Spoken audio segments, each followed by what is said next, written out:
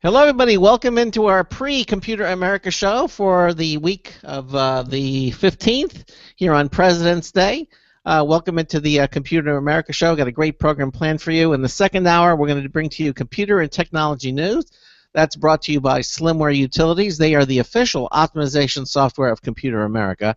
And in the first hour, we're going to talk to a company called CUJO. And interesting name. We'll find out where that comes from. But we're talking about a product that fights home hacking, literally. It's a hardware device, very interesting. I think that you're going to find it to be a fascinating topic because, listen, hey, our safety online is certainly very, very important. We're going to be joined by the company's Vice President of Technology. 1 minute until showtime. Robert Beatty is going to be joining us. So sit back, relax, enjoy 2 hours of Computer America coming at you right here.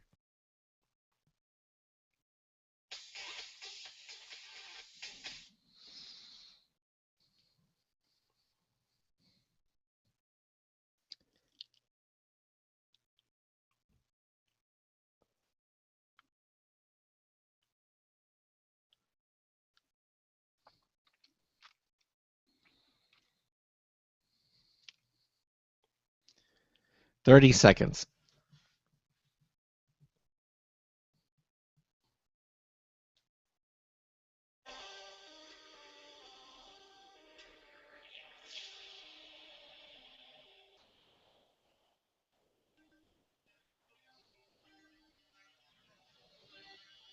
"10 seconds.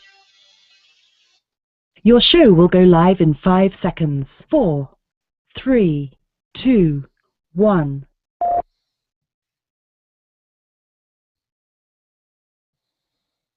Broadcasting live, it's America's longest-running national radio talk show on computers, Computer America, hosted by national columnist Craig Crossman. Look for Craig's weekly column in your favorite newspaper. This show is being beamed nationwide at ComputerAmerica.com. Keep it here for technology news, computer products, guest interviews, and your phone calls. You're listening to Computer America. Hello and welcome into the Computer America show. It's the nation's longest-running, nationally syndicated radio talk show on computers. Computer America is heard around the world and coast to coast. And I'm your host, Craig Crossman.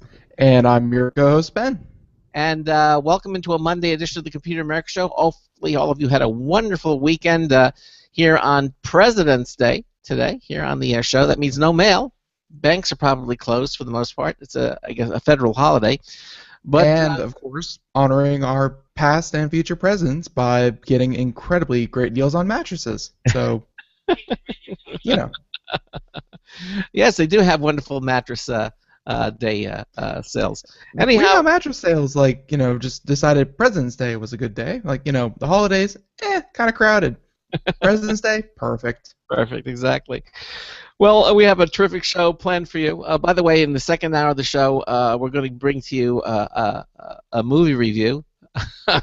Ben saw a movie over the weekend, and he's calling it... Not really a review, just because, you know, that would involve spoilers. This is just, you know, did I like it? Yes or no? He's calling this the best superhero movie he's ever seen. I won't tell you anything more than that, and which is saying something when it comes to Ben, because he's very discriminating when it comes to particular when it comes to movies. And in the first hour, we're going to address the issue of internet security for your home. That's right. Because there's so many things that can go wrong when it comes to home security. In today's world of the Internet of Things, that means so many things are online. From your door locks to your refrigerator to who knows what, you got to make sure everything is safe. And there is a hardware device that you can attach on your home, very simple to use, very friendly, and it will protect you from unwanted access into your home. CUJO is here with us. We're going to be talking to the Vice President of Technology. Robert Beatty is going to be here with us. And it should prove to be a very interesting conversation. Now, if you have a question for us about anything we're talking in today's show, give us a call. 347-884-8881. That's 347-884-8881. We'll get you on and get you through. If you're radio shy and you don't want to go on the air, but you still have a question for our guests or for myself or Ben, on any page at computeramerica.com. Any page in the upper right-hand corner, it says submit a question. Just click on that link. It'll take you to our question submission page where you can type in a question, comment, suggestion, hit the submit button. Ben and I will see it immediately and we'll act upon it, your remarks accordingly. The other thing you can do is you can also watch the Computer America Show. Yes, we're a radio broadcast, but also we make live video streaming available. So if you're listening to us live Monday through Friday between 3 and 5 p.m. Eastern Time, just go to the Show Lounge. Again, at any page at computeramerica.com. Just click the Show Lounge button. You'll be taken to our video streaming page automatically, and you will be joined to the show already in progress from the time you're there. So that's very, very cool. You can see myself. You can see our guest. You can see Ben. And Ben also has the technology to display websites, movies, videos, that type of thing. You can see all those things. It just makes for a more enriched Computer America's experience. Everything you need to know about our program and all the different functions are at the internet home of our radio broadcast, computeramerica.com. So anything else you want to mention before we get started, Ben? Nope, you covered a lot there, and of course, you know, a lot has been happening over the weekend, a lot in politics and things like that, which we really don't cover. But you know, it was a very busy weekend. I hope everyone out there had a good one. All right. Well, good. All right. Well, let's get started. As I mentioned before, our homes are becoming more and more connected with the Internet of Things. I mentioned, you know, your refrigerator, even your crock pot. There are devices, our thermostats are all connected to the our homes, and more. That's just going to continue. And with billions of connected devices, well, our lives can increasingly be exposed to virtual threats. Traditional security solutions are outdated, with cyber criminals creating new ways to reach into your home every day. Well, CUJO is a device that just takes seconds to start, and once you've connected the device to your router and plug it in, you're finished. Okay? Now, CUJO protects you against identity theft, financial fraud, device destruction, and other home hackings. Now, here to explain how CUJO functions is Robert Beatty. He is the Vice President of Technology. Robert, welcome into Computer America. How are you? I'm doing all right. Thanks for having me, guys. Our pleasure. So I have to ask, the name CUJO is, you know, the only thing I could think of was Stephen King's movie CUJO about the rabbit, the dog. Where does the name come from? So it is exactly from the Stephen King novel and movie. We needed something that was catchy, but at the same time, I suppose, kind of leading up to what we're trying to deliver. Now, granted, the CUJO device does not attack the owner or anything like that. Exactly. Okay. All right.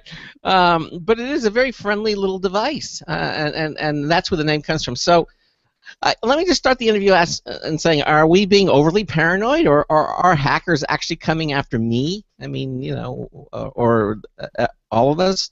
What's the story there? So the story is that, you know, the advent of kind of a high bandwidth internet connections in the home, you know, that statement would have been kind of moot, right? Like, nobody's hacking you directly, and even today, nobody's exactly hacking you directly, unless, I mean, you're a famous figure, so possibly, you know, in the event that that you know, celebrities may be targets of some hacks. Mm-hmm. But what is prominent, what is constant today is vulnerability scans.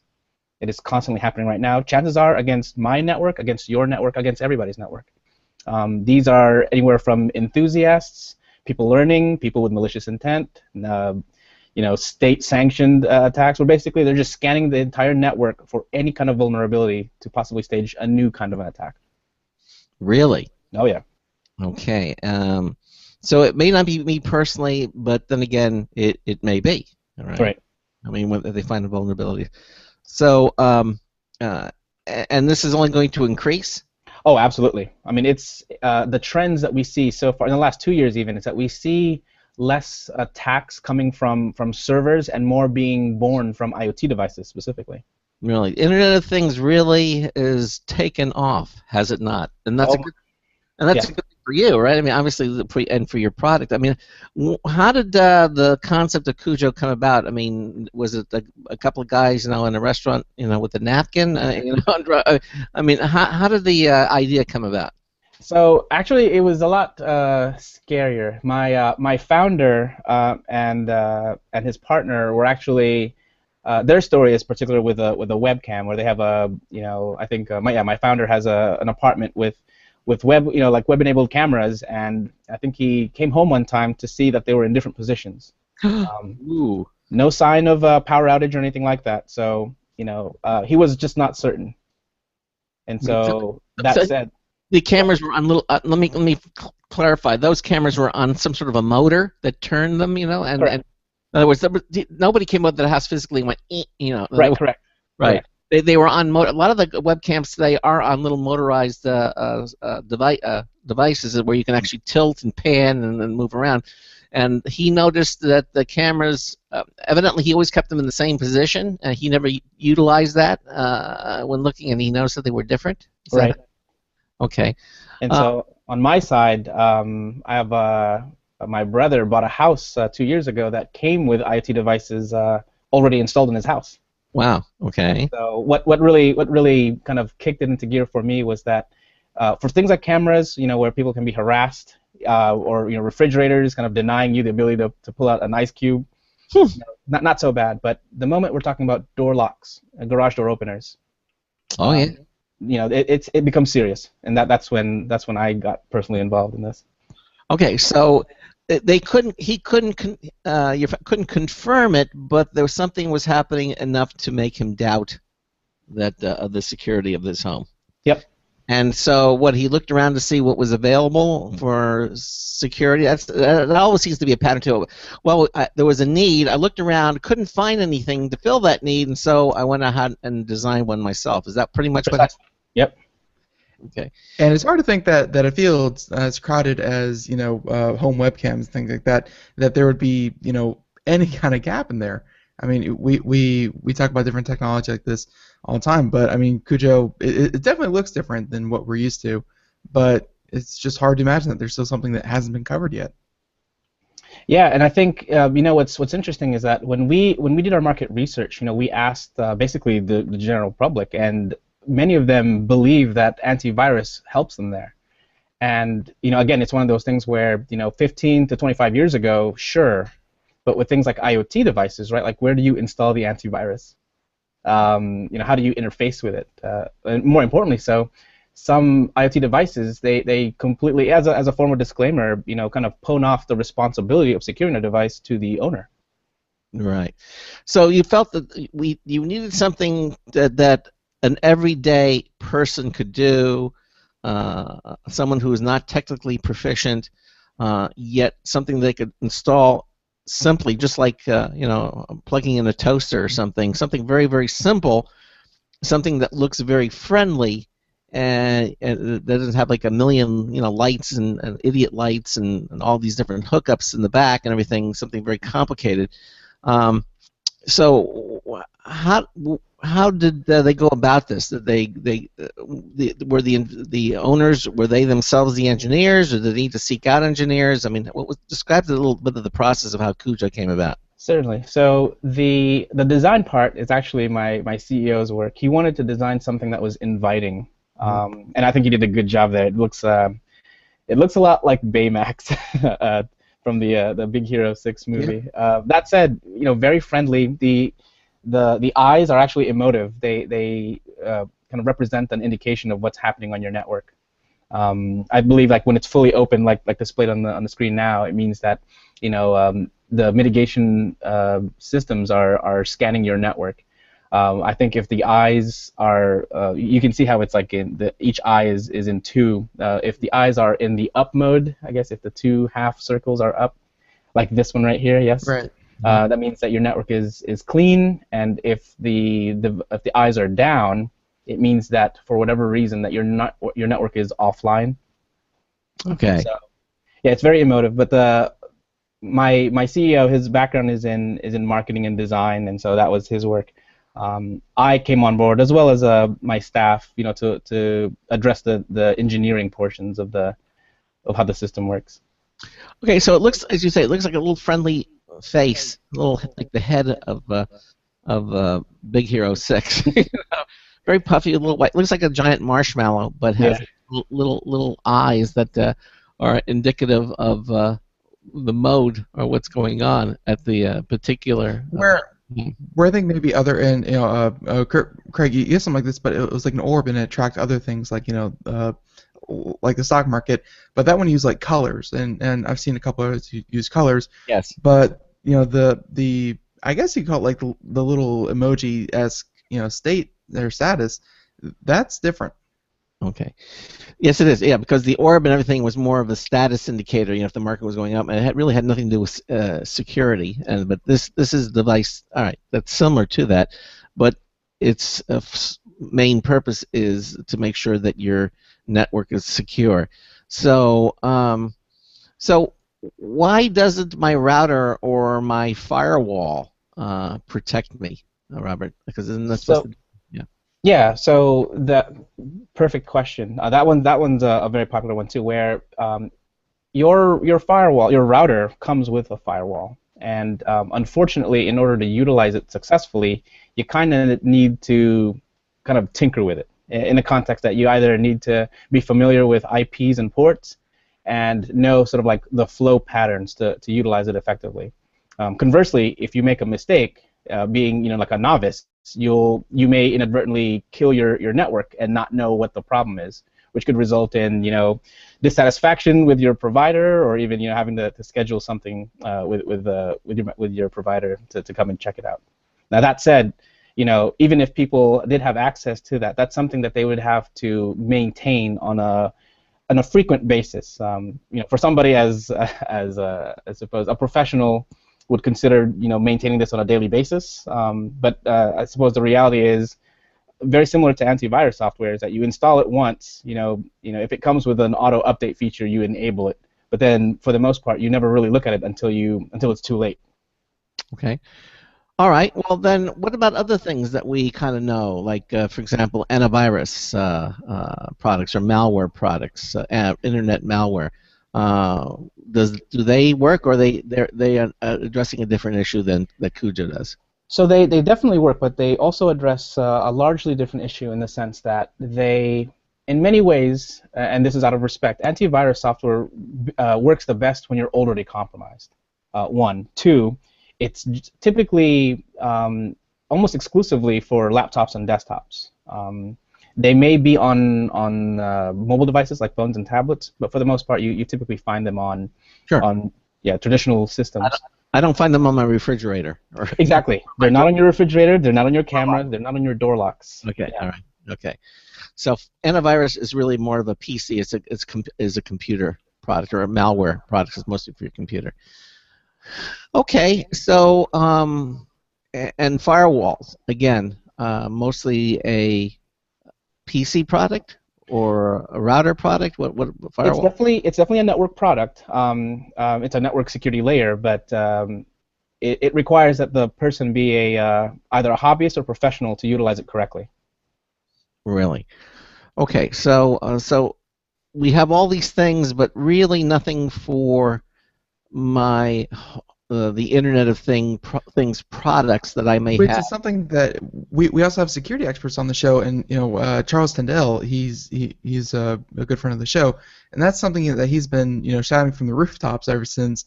Yeah, I think he was like one of the first ones out there to say that, oh look, they're making your dishwasher internet compatible. That is awful. Like he was the first one to say that this whole Internet of Things, as a security standpoint, was just being brushed off by the wayside while everything was becoming hackable.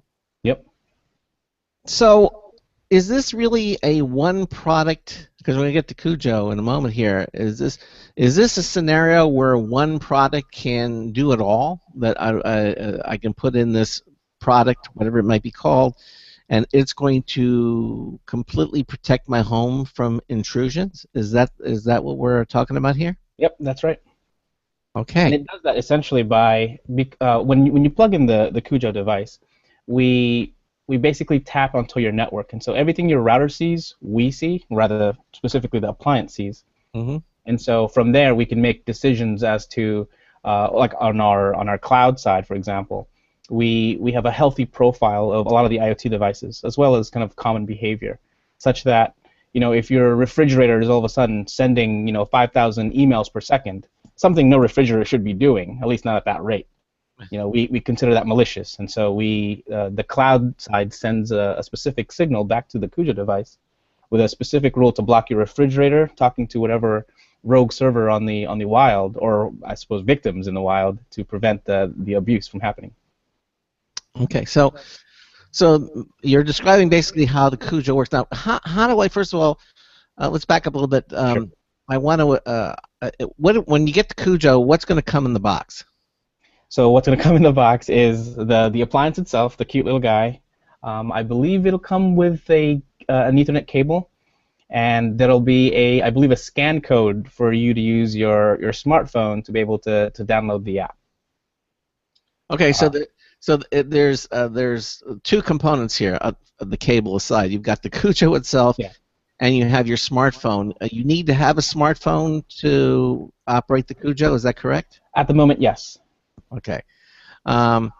So I would download an app for the CUJO, and then how do I plug the CUJO in? How does that install?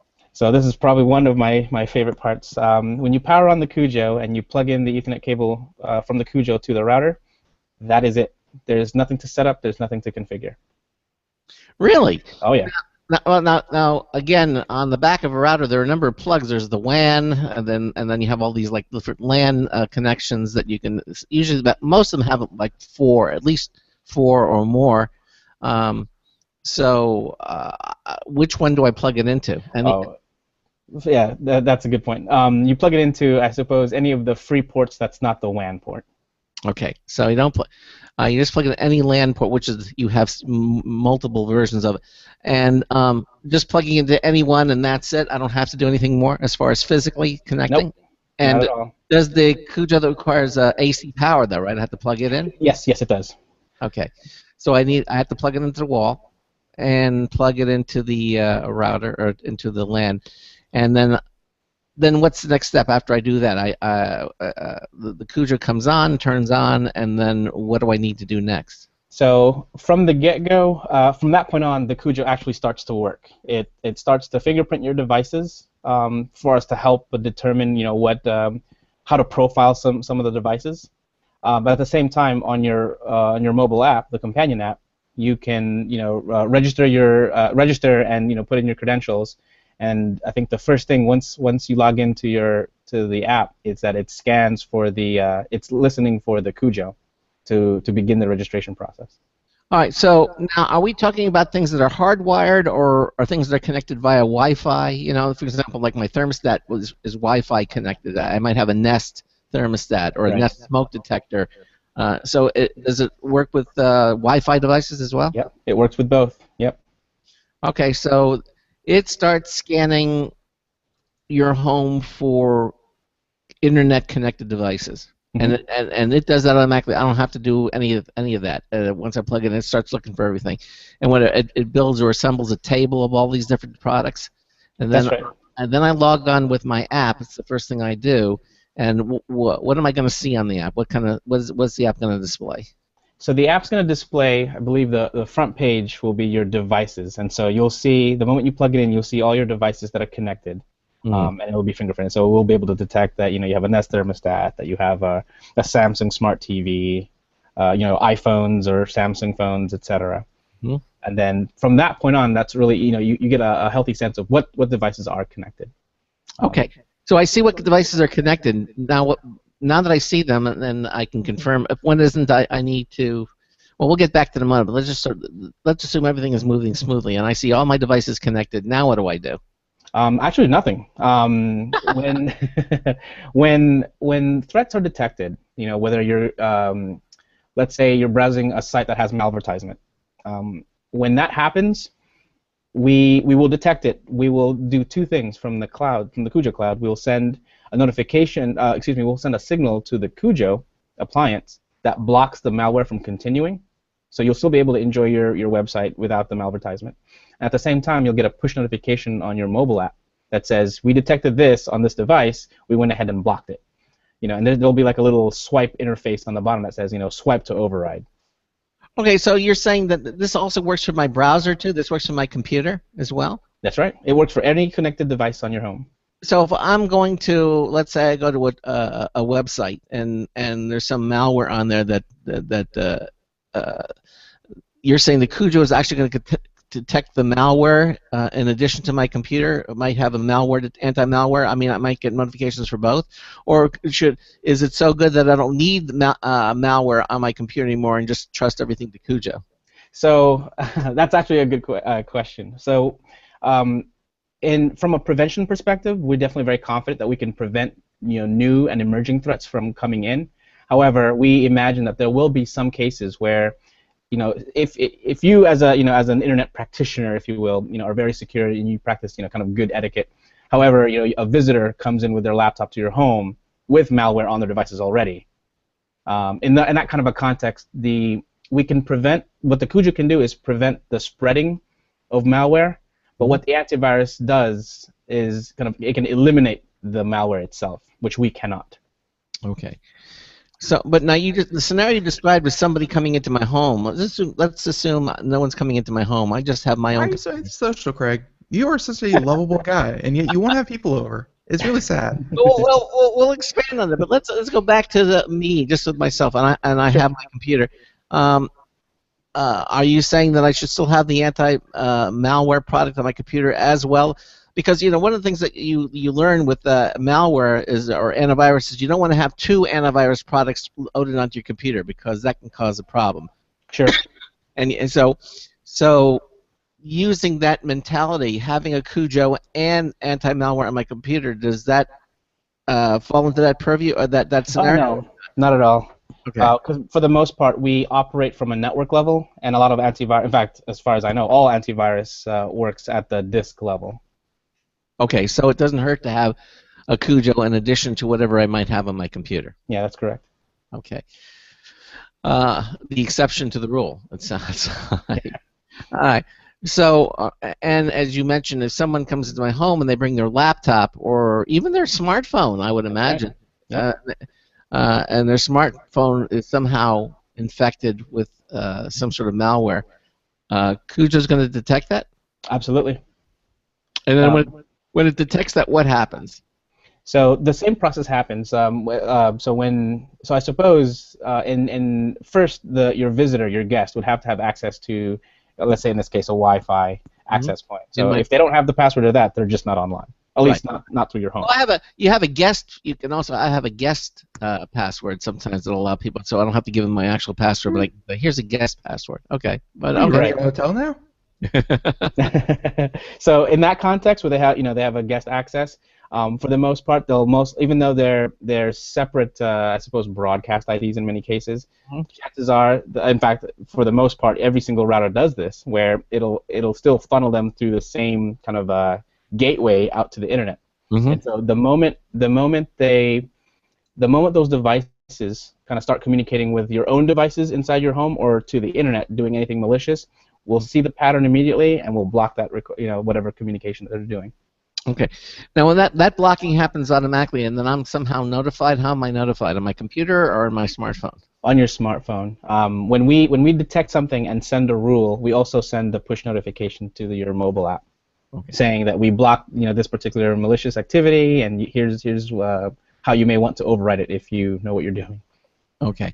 And then I'm left with the decision whether to let it go or activate it. Either way. Well, so our stance is to block any suspicious or malicious activity, but we want to give the user the final say. So our stance is to block by default. However, you are always in control if you want to allow something to happen. Yeah, but if I allow something to happen and I'm really not, I don't know exactly what I'm doing, Well, I've definitely seen some false positives before, where you'll be doing something that you've done 1,000 times before, and and just whatever service you're using may accidentally flag it as malicious, but it's okay. So, there are all those rare cases. Yeah, and we see the same thing where, or at least rather from our perspective, where we're also doing testing where, for example, from a security standpoint, I'll do things like, scan a network or scan a computer for open ports. The way the CUJO is right now is that in my home I have a CUJO, and if I do a scan, my CUJO will actually block that, saying, this is not normal computer behavior. And so I as a researcher myself, I'll want to override that. That way I can continue with my research. Okay. I guess what I'm saying is that if I don't feel comfortable about, in other words, I should default on the side of safety. If I'm seeing something and I don't understand it, and it says CUJO is blocking it, I probably shouldn't let it through. Was what you're saying? Yeah, and we do have how we're going to implement this. I'm not too sure of, but I do believe that we have a hotline as well as an email address that people can hit us up with, or even I think the app itself comes with some kind of feature where if you shake the app while you're seeing an attack, it'll actually let us know that you may have a question. Oh. And reach out and provide whatever information we can. So how do you provide that information? With a phone call? You call people back, or you hook up with a chat room? What? I think that it's a combination of, we have a support line, an email, and plus whatever this, I forgot the name of it, but there's a shake feedback where you shake your device and then it automatically changes into some kind of interface where we can kind of reach out to you or vice versa. All right, we're at the bottom of the hour break, so we're gonna take a little break, and then we're gonna continue on. Ben and I are talking to Robert Betty, who is the Vice President of Technology for CUJO, a internet protection device that you just plug in and forget about it. It works automatically. 347-884-8881 will get you on and get you through. We have a brand spanking new News Tips Bulletin review from Marty Winston. That's all coming up here on Computer America. Sometimes disaster strikes. Data can be lost due to many different reasons. Accidental reformatting, power spikes, virus attacks. Zero Assumption Recovery provides a suite of highly effective and thorough data recovery software for Windows operating systems. ZA is suitable for home users and small businesses who need a powerful data recovery solution for Windows and Linux file systems. Go to z-a-recovery.com. Sometimes disaster strikes. Data can be lost due to many different reasons. Accidental reformatting, power spikes, virus attacks. Zero Assumption Recovery provides a suite of highly effective and thorough data recovery software for Windows operating systems. ZA is suitable for home users and small businesses who need a powerful data recovery solution for Windows and Linux file systems. Go to z-a-recovery.com. Hi, this is Craig Crossman, host of the Computer America Show. You have important meetings to schedule. Your company's getting ready for its IPO, and you're in charge of the PTA fundraiser this month. So how do you coordinate everyone to be available at the same time? Are you still using emails, phone calls, even text messages to schedule meetings with a group of people? How's that working out for you? Not so great, huh? It's a fact that every day, millions of people suffer from scheduling headaches. Well, with Doodle, scheduling meetings with a group of people is quick and easy. With Doodle, you can easily propose available times to each member. Each one checks off the times that they're available, and then you simply pick the time that works best for the group, all in an easy-to-read display that integrates with your existing calendar. Nothing could be more simple. Give Doodle a try for free, and like millions of Doodle users, you'll truly see how easy it is to find the perfect date and time for all your meetings. That's www.doodle.com.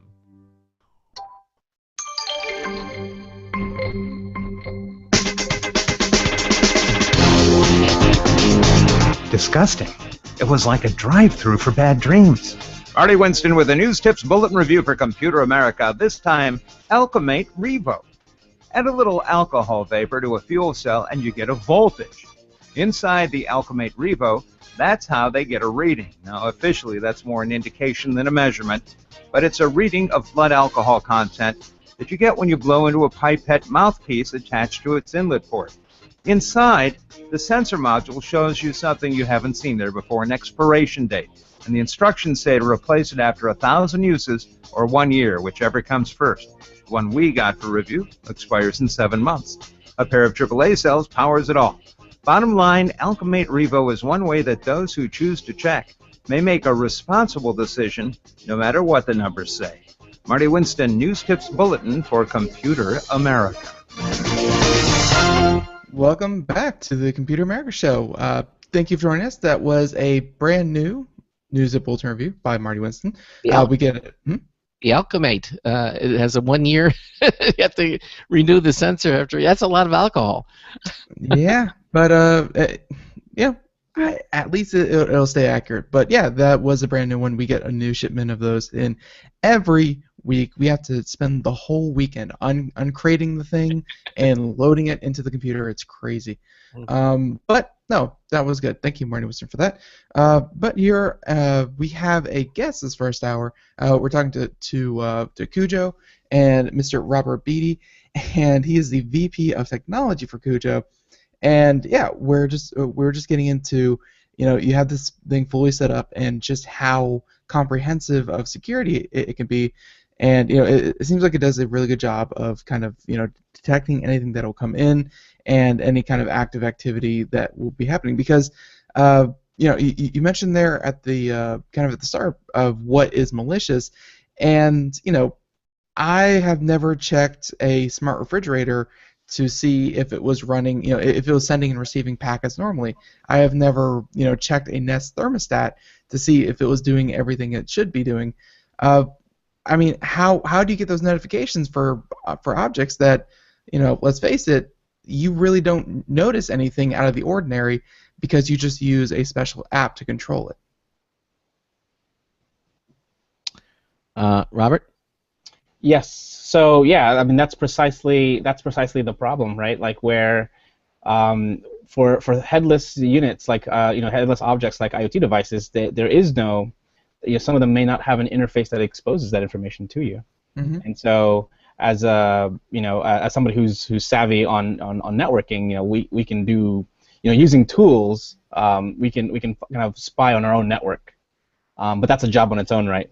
So, we can monitor, what device got which IP address, who are they talking to, what are they sending out, and it's at that very same context that kind of it's kind of like the core foundation of what we're doing with the CUJO appliance, where this basically becomes, a guard dog that's listening on your network to make sure that only the things that are supposed to happen happens, and anything malicious stops.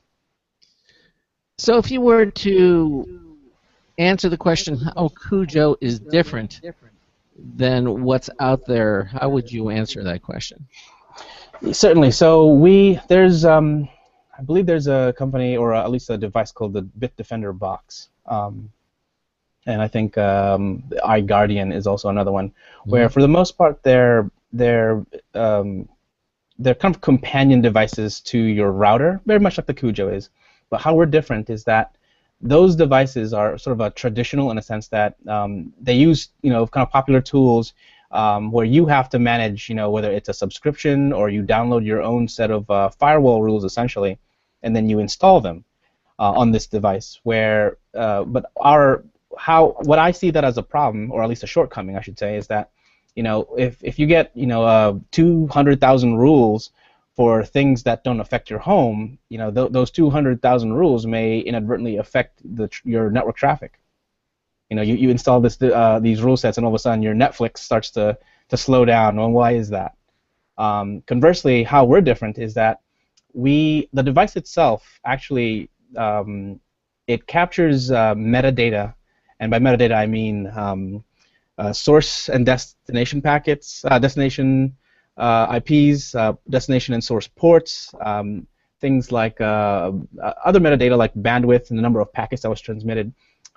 We hash that, and we send it to the CUJO cloud over an encrypted channel, and from there we do the heavy lifting. And so once we have that metadata, and it's constantly happening, we basically analyze your traffic for things like, are any of your devices talking to a virus command and control center? is your traffic, or is any of your devices talking to a phishing site? For things like SSL and TLS, we're making sure that nobody is doing a kind of a cipher key exchange. Like nobody's trying to downgrade the ciphers to perform a man-in-the-middle attack. That way, your trust with a bank remains trusted. For IoT, and this is one of my favorite things, is that for the IoT space, we have a behavioral analysis platform where, and I mentioned earlier, where we constantly profile IoT devices. So, for example, for the Nest thermostat, we have a very healthy profile of, what a Nest thermostat does, right? It talks to a time server. It talks to, its phone home, servers for updates. It may talk to a weather service, to match, the outside temperature to your inside temperature. In the event that for no reason, and let me just pick some random country, right? Like if the Nest is all of a sudden talking to a server in Guam or Romania, right? Like that falls outside what's normal. So in those contexts where when we do detect that you're talking to a virus, command and control center, a phishing site, man-in-the-middle attack, or any kind of abnormalities with profiles, that's when we send a signal back to the same encrypted channel to the CUJO, where it's in this case actually a very simple, kind of very targeted firewall rule, where it stops the communication between your internal device in your home to whatever rogue server or computers out in the wild. We're going to assume that was not hacking just now. Yeah. I think it went via Romania. Came back. No, but we heard everything that you said. It was just a little distorted. Okay. So. Well, and that must make your job a little bit harder. Or not even a little bit. I mean, that must be the main thrust of your job. Is that not only do you have to kind of build definitions and build profiles of devices, but computer, and yes, we paid good money to say this. We were at a CES this year, and just walking through the Internet of Things section that they had there were absolutely tons of new devices that are hitting the market every, honestly every day, that are new that you guys, I guess, would have to build new profiles on. Right. So what's interesting there was we were at CES, my first time there as well. And it was amazing to me that basically all the IoT devices out there, and I agree with you, there was too many to count, and very little of them came with security, if anything at all. But in the context of profiling, you're right. For all new devices, it does take some time to profile, but for the most part, a lot of the IoT devices are actually very simple. And I say that, I guess, with an asterisk. It's simple in the context that many of the IoT devices typically perform a dedicated purpose, right? Like, for example, the thermostat, or in the context of something like what did I see? I saw a variety of new door locks. I saw, what else did I?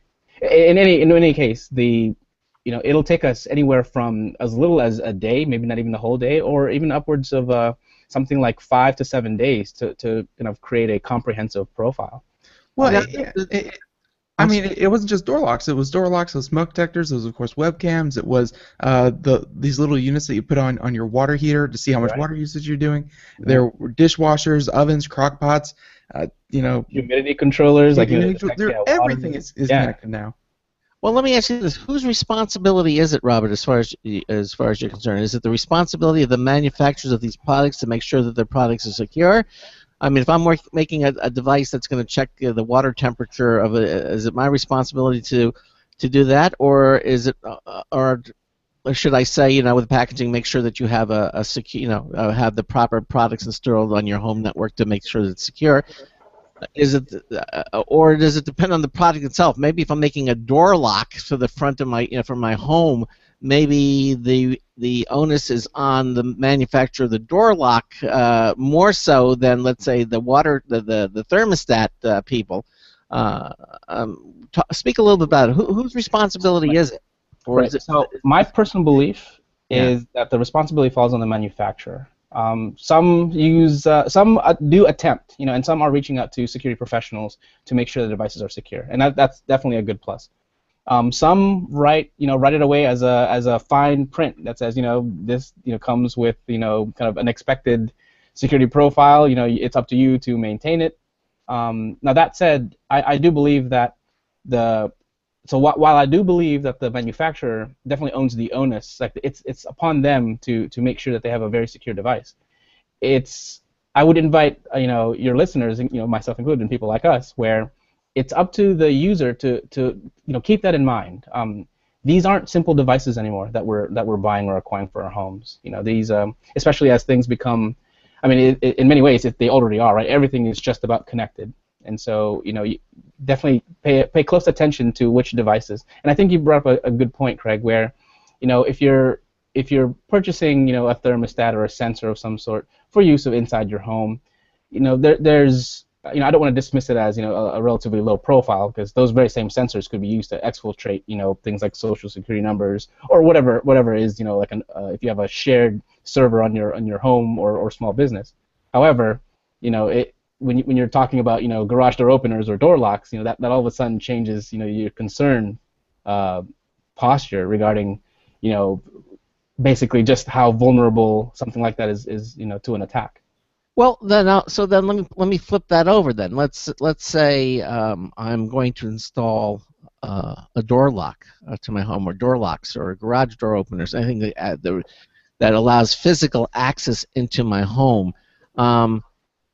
Does when CUJO is going to approach a manufacturer, do you have to get their consent to say, okay, I'm going to design a security profile for your product to go into CUJO, or do you reverse engineer it? I mean, you don't need their approval to do it. I mean, do you work in cooperation with these products, or how does that work? So our practice now is that basically, since we can see the packets, we basically make our profiles and our studies despite any involvement.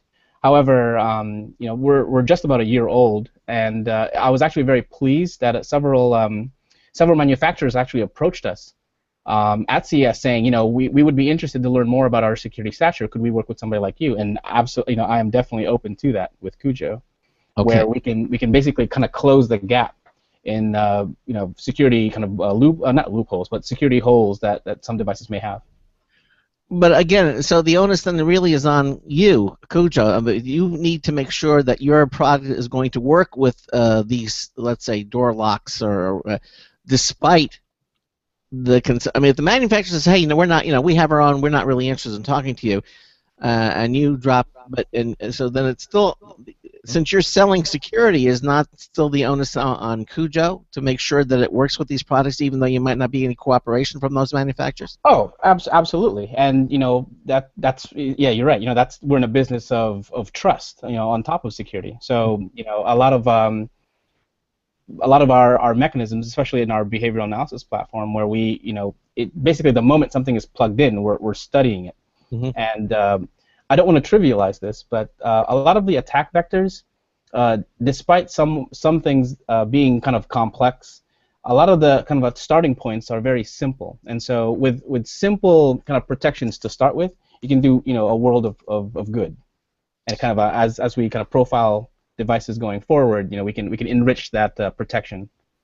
So do you foresee something on the CUJO packaging says, hey, we work with everything except Quickset, Slade, or you're not going to be put in that position. You're going to say we work with all of them despite whether we have an agreement with them or not.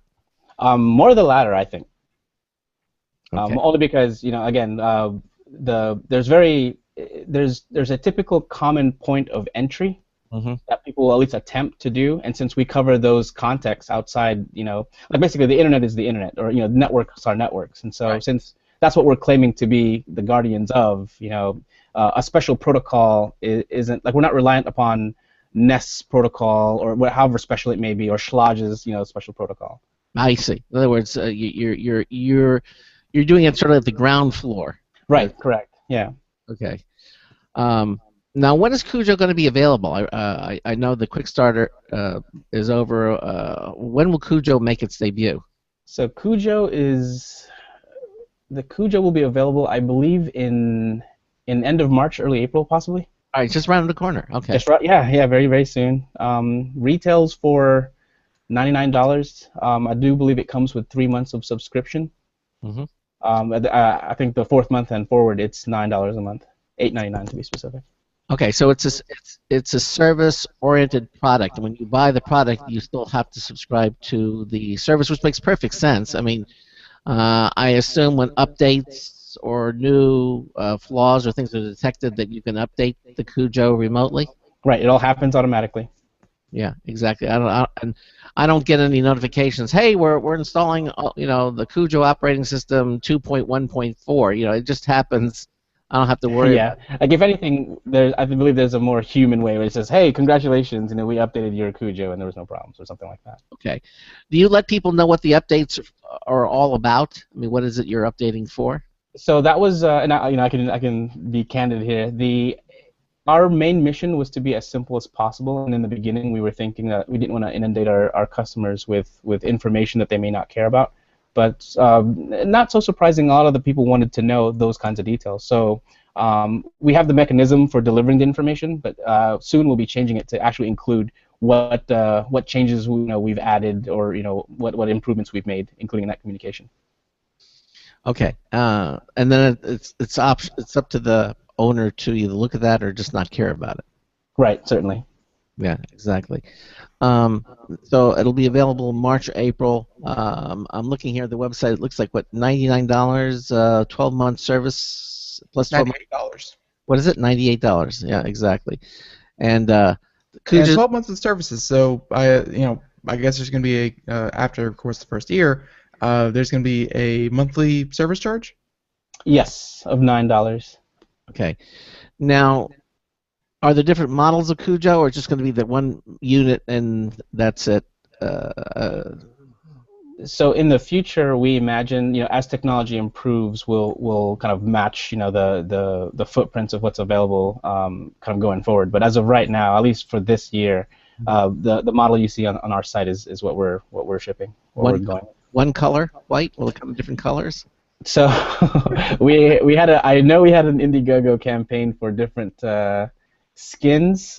As far as I know, and I'll have to check with our manufacturing, I believe we only get like the opaque beige white color. Okay. But I do believe that it can be switched out for different colors. Yeah, exactly. I mean, you want to make it you don't want to make it like bright red orange, on the background, kind of put it on the bookshelf. And where do you mount it? Do you put it on the bookshelf? Where do you actually mount the CUJO? So it can be anywhere. I suppose because the design is relatively, catchy. So I imagine some people are going to want to showcase it, next to like their home theater setups, or maybe even a bookcase, bookshelf. But for those of us who, install a router, against the wall behind a dresser or something, then if some people are thinking about doing that, then I suppose they could. Well, does the CUJO have to be near the router? Because you have an Ethernet cable, I assume you have to plug it in, so it has to be near the router. It has to be near, yeah, depending on, I guess, the length of the cable itself. But yeah, somewhere, as long as it can be plugged into the router. Right, exactly. So if your router's near your computer, which typically most such scenarios are, then the CUJO will be near where your computer is. So if you have the router sequestered away in a closet someplace, that might be a little more difficult in the sense that you can put the CUJO there, but then you can't look at it easily, because the idea is that you want to make it visible. I want to be able to look and see what the eyes are doing, or that type of thing. Yeah, and if you have a webcam, you could point your webcam at the CUJO in the closet and know that it's protected. No, but Craig, you're right. It would be a challenge for the people that would have their network gear in a closet. But I guess you can always get a longer Ethernet cable and just kind of spread it out to wherever it is. But so this really falls under the better and best practices for non-technical people. I mean, that's what you're aiming for here with the CUJO. Yeah, that's a fair assessment. Yeah. Okay. Inexpensive, $98. 12 months service is an addition, and then it's $9 a month, you said? Yep. For going on. Do you offer any kind of a, if you get the service for a year, do you offer some sort of a break, or is it just basically 9 months flat? And that's it? I do believe we have something like that. I'd have to consult with my marketing folk. Not a problem. Yeah. Yeah. I know you hear more on the technical, but let's face it, we're talking to people who buy the product. Sure. They're going to want to know this. I assume they can find everything at the website. At the CUJO website, which is getcujo, GETCUJO.com. That's correct, yep. we also have a link to it at our website at computeramerica.com if you want to find that. So basically, if I were to ask you the question, what can we do to protect ourselves? This would be the easiest. CUJO would be the easiest way. Is there anything else we could do, or is this basically? Certainly. Oh no. This like you said, Craig. The CUJO is a great solution for for my grandmother, for example, who we might not be able to kind of check up regularly. Playing IT for many of us, playing IT for our family members. Uh-huh. But do you need the CUJO? I'd say not today. But however, it comes with a big caveat, and that is basically remain vigilant. Treat your network like you do your home, and you have something to protect. Mm-hmm. Like make sure you don't leave the door open, and if you have doors, make sure they're locked. And so this translates to, if you have kind of know your network, know your computers, as much as you can. If you have services that use credentials like username and passwords, change it from blank or admin123 to something stronger. Something that perhaps only you and your close family or whoever know. Yeah. If it's a shared context. And yeah, basically look out for things. If you for example, if you have cameras and all of a sudden they're pointing in a different direction, and you didn't put them there, That's a good tip. Yeah, exactly. What about things like Xboxes and PlayStations and the gaming consoles? Are they subject to? Could the CUJO be of help to them in any way? Oh, absolutely. How? So the game consoles are essentially computers, right?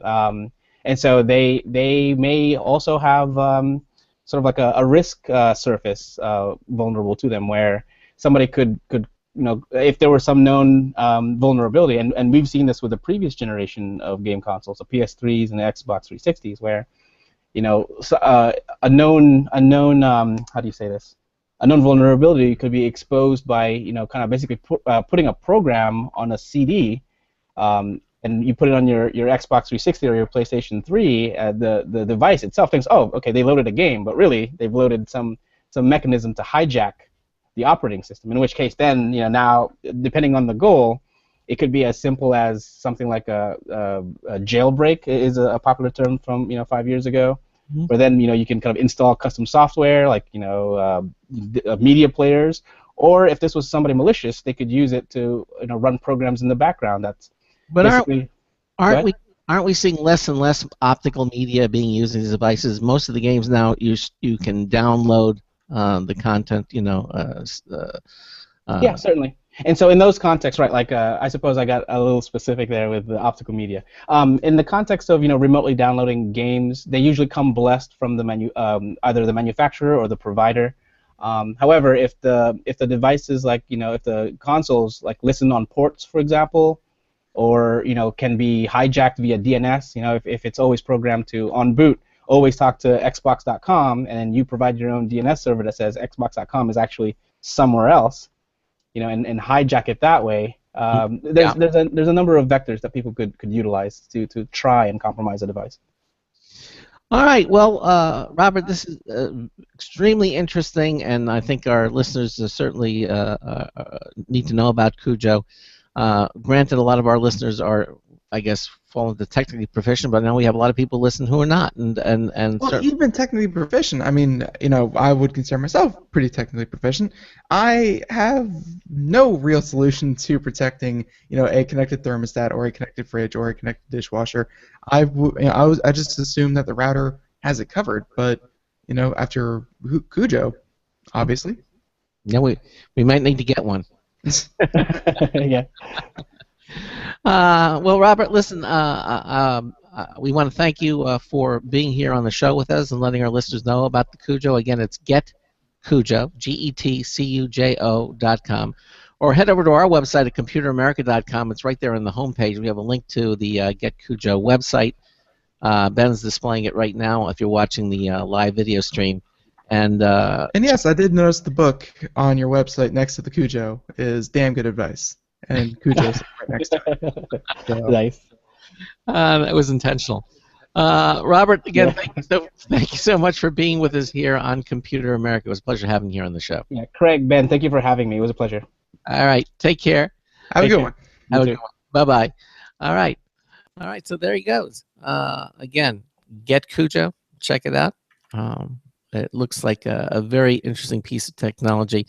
Certainly something I think whose time has come. Because as you said, so much of the Consumer Electronics Show, which really is a window into what consumers can expect in the next few months to appear on their shelves. Uh, so much Literally is in it. hundreds of products that will connect to everything in your home. Yeah, Internet of Things. It really is here, and certainly. Like I you got to think at some point that the marketing for it was what have it's like everyone's done webcams, everyone has done dash cams, everyone has done even smart locks were pretty common by then. You got to think that the marketing side of this at some point was, all right, folks, go home, touch the first thing you normally touch, and come into the office and say, we need to make this a smart device. And at that point, any appliance is now a smart device. Any table is a smart device. Just everything is a smart device. And you need something to manage that. And certainly it seems like the CUJO is an appliance. Remember, he called it an appliance, which really I think is a good term for it. An appliance that you can just literally plug in and have it monitor your home. It's a great idea. I think it's an idea that's 2 times come. Hey, coming up in the next hour, we're going to have another brand new news bulletin review from Marty Winston. That's coming up. What are we going to be talking about? We're going to be talking about the CAD Soft Pro Architect. We're going to be talking about that. And also in the news stories, now you can sense earthquakes on your smartphone. Did you feel something? I'm going to check my smartphone. Make sure it was an earthquake. Pretty much. Yeah. Also, Google is going to shutter Picasa. Now, what are they going to do? Well, they're going to focus on Google Photos instead. And why Google's standalone VR headset could be a game changer. Those stories and more coming up in hour 2 of the Computer America Show. We'll be right back. Broadcasting live. It's the only national radio talk show on computers to air every weeknight. Computer America. Hosted by national columnist Craig Crossman. The first hour's behind us, but there's still more of tech news, tech talk, and your phone calls. We're being beamed nationwide at ComputerAmerica.com. You got computer problems? Bring them on. You're listening to Computer America. Computers run the world, and we run computers. Call us or send us an email to live@computeramerica.com. Hello and welcome into hour 2 of the nation's longest running, nationally syndicated radio talk show on computers. This is the Computer America Show, and I'm your host, Craig Crossman. And I'm your co-host, Ben. And if you missed the first hour, we had CUJO on the show. Exactly. Robert Beatty is here with us. Vice President of Technology. If you missed any portion of that show, or you came in late and you want to catch more, you can listen to it again. We archive all of our shows at ComputerAmerica.com. Just click the archive button, and you can catch up on that show and any of the other ones that that are on there. Because everything that you need to know about Computer America, again, I stress, is at the internet home of our radio broadcast, ComputerAmerica.com. So before we start our news, I know it was an interesting weekend. You went to see Deadpool, and I did. I understand. I mean, I see how you normally react to most movies. Like, Ben, what did you think of the movie? Yeah, it's okay. Or you'll go, do you want to see it? No, I don't want to see it. And I have to say, in all the time that I have known you, I think this has been the biggest response or reaction to any movie that I've ever seen you see. I mean, you just went on and on about it. You really seem to enjoy it, which I'm very happy, that you did, but what caught your interest about this movie? Well, for anyone out there who has not really heard about Deadpool, most superhero movies, and this is definitely in the Marvel universe and the X-Men universe, actually. So there are mutants, there are superpowers, all that kind of stuff. And but what you should not do is go into Deadpool with your 7-year-old son, which I saw a couple of times going into that movie theater. The first person I saw in the movie theater was a small child wearing a full Deadpool costume. And I do not say this lightly. Deadpool is an R-rated movie.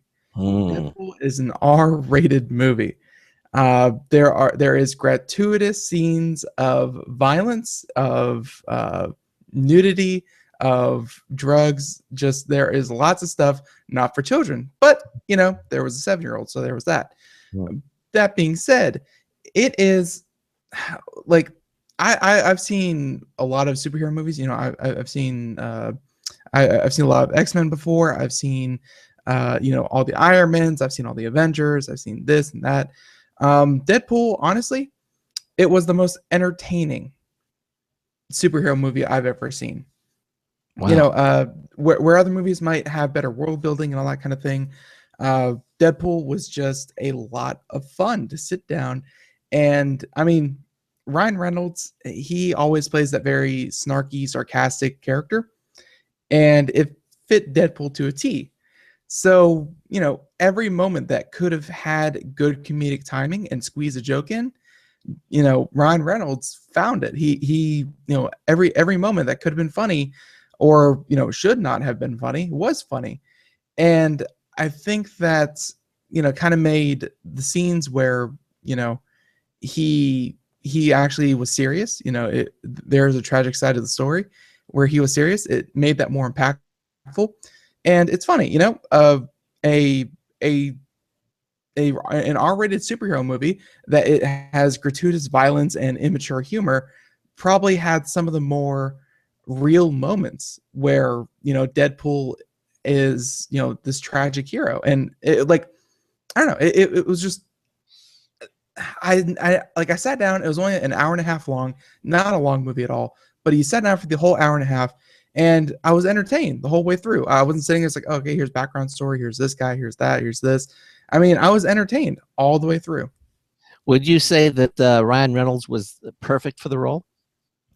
It is probably going to be one of his de facto movies. I mean, Ryan Reynolds, everyone's going to know him as Van Wilder, and that's good.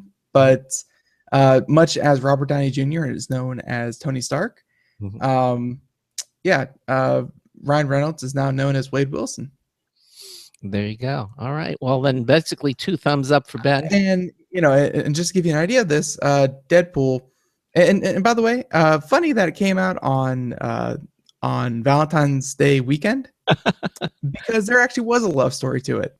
It wasn't your traditional, Iron Man one where it's like, oh, look, there are two similar people who just never really, made the next leap to the committed relationship. But no, it there's a love story in there, but it didn't seem tacked on. Like it definitely served a purpose. Okay. Like, you know what I mean? Like watching Iron Man. Is it Penny? Yeah. Who's Iron Man's assistant? Yeah. Penny. Potts. Pepper Potts. Pepper Potts. Yeah, Pepper. I'm sorry. That whole love story between him, between him and her, just seemed so tacked on to the whole Iron Man premise. Okay. Didn't it? Well, yeah, but in the last movie, the Avengers, she doesn't even appear. I know. So, and that just goes to prove it's just tacked on. It's like, oh, we have to have a romantic interest, for the women who get dragged along to this. But no, I mean, in Deadpool, there is a romance, but it's, it was very, very, real relationship. Okay, and an integral part of the story. We don't want to give any spoilers away because there's no spoilers in there. But just suffice to say that Deadpool, very, very entertaining, and it just came out today though that Deadpool got about $135 million in its opening weekend. Oh my gosh! Which is the highest grossing R-rated film, ever. Wow. There it is. Certainly not your Disney film. because R-rated films they've kind of been shunned. Although recently there's been a resurgence of them. I mean, Mad Max was R-rated and that did very, very well. Deadpool R-rated did very, very well, and then there was one more that also did the same thing. But R-rated films were kind of shunned for the past decade because every superhero movie wanted that PG-13 title, even though it sometimes it really didn't fit. If you could clean out some of the jokes to get it down to PG-13, then you can market it to a much wider audience, and of course, hopefully, make a lot more money. But then you sacrifice the integrity of the script for the sake of earning more money. Deadpool did none of that. Deadpool is not a soft R. It's like, it was borderline R or PG-13. Deadpool is so far into the R rating, but it is so funny. And, like I said at the beginning of this, I admit that not everyone is, an 18 to 35-year-old male. But, I definitely had female friends come out of this saying that was really, really good. I definitely saw, people from all over the age spectrum in there laughing and laughing and laughing. But, don't go in expecting Iron Man. Go in expecting Deadpool. And one thing you said, he breaks the fourth wall, which is a lot. Gratuitous fourth wall breaks. Yeah. Gratuitous fourth wall breaks and references. Please come with your brain. Yes, there's immature humor, but there are references and one-liners that will make you like.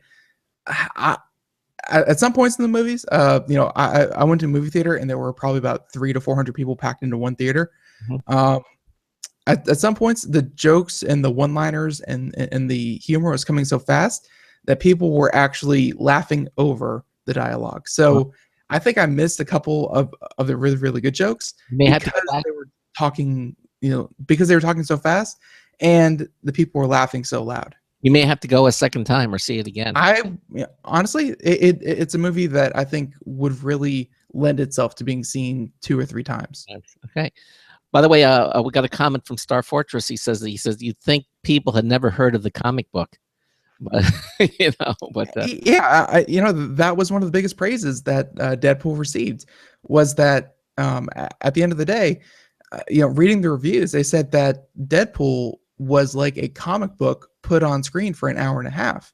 I mean, if you've ever read a Deadpool comic book, that's essentially what you're getting. It's violence and explosions and witty banter and events and things like that. I mean, it really. If I've had to ever say it, this is the most entertaining superhero movie I've ever seen. Now, it's going to be hard to say if we're going to see more or if we're going to get a second one. I mean, of course, a good indicator of if a movie gets a sequel is, of course, how much money it makes. Yeah. This is in no way a bomb. This is probably going to be, one of the highest grossing films of the year. Yeah. So you're going to make another one. And one would assume. Yeah. But with that R rating and the humor and the kind of stuff that went into this, it's going to be hard to squeeze Deadpool into a larger universe because like I said, a couple of the X-Men actually play a part in this, and that's not a spoiler at all because Deadpool again is in the X-Men universe. Mm-hmm. But it's hard to see Deadpool as an integral part to, let's say, a new X-Men movie. Didn't you say that Ryan Reynolds wanted this done so much that he actually invested some of his own money into it? So he sank his time, his energy, I'm sure some of his money into getting this produced. I mean, really, Ryan Reynolds fought tooth and nail to get this made, and thank goodness he did because really, really great job. All right, well there you go. Again, Ben's approval, 2 thumbs up. That's good enough for me. Should be good enough for you too. A lot of the reviews you're going to read online, assuming they don't, admittedly, as long as the review doesn't just say, "Oh, my sensibilities were hurt because it had crude humor." I mean, get past that, and any review is going to give it a glowing review. Mm-hmm. Unfortunately, there was a second movie I wanted to see, which unfortunately I think is going to be a wait for Netflix kind of deal, is Zoolander 2. But the let's see, the best review I saw for it was it had more celebrity cameos than it did laughs. Oh, okay. Zoolander 2. Yeah. So Zoolander 2, don't get me wrong, Zoolander 1 wasn't very well received, and the critics panned it, and many of the initial audience hated it. But then it had a cult following, and Zoolander really grew on people. But yeah, initial reviews. If you had to choose between the two, Deadpool. There you go. All right, there you have it. Just All right. don't bring the kids. Dang it! Don't bring the I kids. saw too many kids. Well, the parents thought it was going to be a super. And let's face it, 10 minutes into the movie, you're probably going to have to cover your kid's eyes because, well, 2 seconds into the film, you're going to have to cover the kid's ears. 10 minutes, you're going to have to cover the kid's eyes. And, after the movie, you're going to have some very awkward conversations. Don't bring the kids. This is for you. Didn't you say some of the parents actually left or walked out because I have heard stories of parents thinking that this was a superhero movie, and superhero is like the Hulk, like Iron Man, like Thor, where it's superhero does good and tries to do right, and punches bad guys, and the kids go crazy for that. But parents, if you think that that's what Deadpool is, then you're probably going to be walking out. Okay, and come back and see it yourself. Right. All right. Well, there you go. Good movie write-up review, Ben, and his recommendation is go see it. And I know I'm going to see it myself. Try to do it at off-peak times because I'm not sure how crowded your theaters are, but again, I missed some of the dialogue because people were laughing too much. Try to go in off-peak times. Yeah, exactly. Good advice. Good advice. All right. Well, that said, I think it's time to do some computer news. We have lots of stories to do, so let's get that started right now. Today's computer and technology news is brought to you by Slimware Utilities, the official optimization software of Computer America. You can visit them at slimwareutilities.com to clean, speed up, and optimize your Windows system. Slimwareutilities.com. Check them out. We use them here. They are terrific. You'll be very happy that you did, and you'll thank us for it. Slimwareutilities.com. All right. So we're going to go directly from movies into... All right. Let's try this one. No, that's science. We will wait a little bit longer for that. How about this one? AT&T. They, on their cell phone side, I think it's T-Mobile, that is offering, they will pay any contract cancellation fees to get you to switch over. Because people get locked in these 2 years in these 2-year cell phone contracts that if you break them, there's a huge monetary penalty for that, and therefore it keeps people from switching carriers. And by the time they do switch, it's time to get a new phone. And heck, they're already at AT&T to cancel their service. Might as well check out their new phones. Oh, we'll just get a new AT&T phone, and then you're locked in for another 2 years. So, T-Mobile had come up with a plan that if you agreed to switch and you agreed to sign a contract with them, then they would pay any cancellation fees that you would incur by switching over immediately. Very nice. And that was seen, and that seemed to be really digging into AT&T's side. Well, this is an article from Engadget, and turns out, monkey see, monkey do. AT&T matches Verizon's $650 offer to swap carriers. So the network will give you up to $650 worth of credit if you switch from another carrier. Okay, but if you're already with AT&T, you're not going to get the $650. Obviously not. Obviously, they'll not pay you $650 for not switching anywhere. Okay. So AT&T has announced that it will hand you up to $650 in credit should you choose to switch from another mobile carrier. If you're prepared to jump through the various hurdles, you'll be entitled to a prepaid gift card equal to the value of your ETF or device balance. In addition, the network is letting you pair the device with its buy one get one free offer, enabling you to grab 2 shiny new devices at the same time. So the offering is in the latest a long line of series of credit offers, with Verizon pushing its own offer to $650 since last December. I said T-Mobile, I probably meant Verizon. All right. That will cover your carrier cancellation fees. So America's mobile market is now so saturated that customers are willing to switch providers are worth their weight in gold. So at first, it was just the ETF-based skirmishing between T-Mobile and AT&T. maybe I was right. But things really warmed up when the device subsidies went out the window. Then every network was using its spare cash to get you out from under the yoke of their rivals. It wasn't long before everyone was escalating the amount of money they'd promise you, and now $650 seems to be the new normal. So, that's it. All right. And it's just very, very interesting because I think what they're getting at is that the mobile market and just smartphones and cell phones in general, at this point in America, the only new customers are the ones who are aging into the market.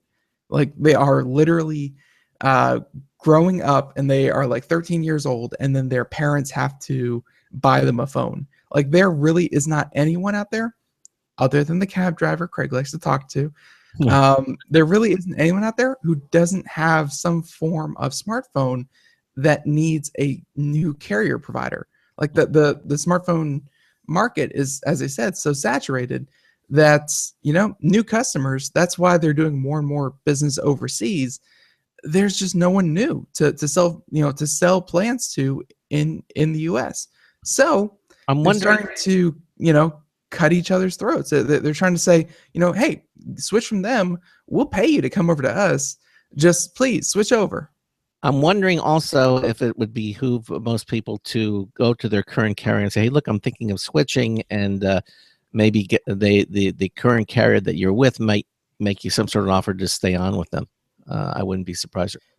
It is, well, I know this is for television and for internet, maybe for mobile cell phone service, but these promotional offers that they get you with, if you aren't paying a promotional offer, like if you for some reason you get locked into that, for 2 years you get this rate, and then after 2 years you everything gets increased by like 50%. If you aren't paying some form of promotional offer, call up your provider and get a new promotional offer. I mean, they can do that. They have the authority. And, if you say, hey, I love the service, but the price just isn't right, the real, suckers in all this, the people who are paying way too much for the service, are those who aren't getting promotional offers. So if you're ever paying a full price for a service, you really don't have to be. Okay. Good advice. So check out with your carrier and see what. And that's probably for the carrier. That's for your internet. That's for your cable. That's for really anything that isn't your electricity. Because don't try to call up your electricity and say, "Well, I'm going to go somewhere else," and they're going to say, "No." Yeah. Okay. Yeah, exactly. All right. This next story from Popular Science says, "Guess what? There's an app for everything. Well, evidently now on your smartphone, you can now sense earthquakes. So if you want to find out what's shaking, go to your smartphone, I guess." Again, this is by Mary Beth Griggs. She says, "Yeah, your phone is can detect earthquakes, and all you need is an app to do so." Evidently, this comes out of the University of California Research Berkeley. Announced today that the release of a new app called My Shake, available as a free download for Android smartphone in the Google Play Store. Not for iOS. I'm happy to see that this is coming out of California, since they kind of had the most to lose from earthquakes. Well, I don't know. I mean, what if a lot of the apps now, they're set up that you can turn them on, so if you just shake, it'll respond. So I'm wondering if if you're in an earthquake and it shakes, all your apps are going to respond at once. I'm sure it's covered. All right. In the article, if you keep reading. Anyway, it says it uses the accelerometer in your phone. That's the device that lets your phone adjust the screen when you turn it sideways, and GPS also to measure how much shaking is happening in a given location. The hope is that eventually, if enough people download the app will allow your phone to function as both a personal seismometer and an early warning system. That's very cool. They say if they get only a small fraction of this of the California's 16 million mobile phones participating in their program, it would be a many of orders of magnitude increase on accuracy. See, when the app detects shaking that resembles an earthquake, the information is sent to a server, and if enough phones detect the shaking, that data is pulled together in a computer and analyzed.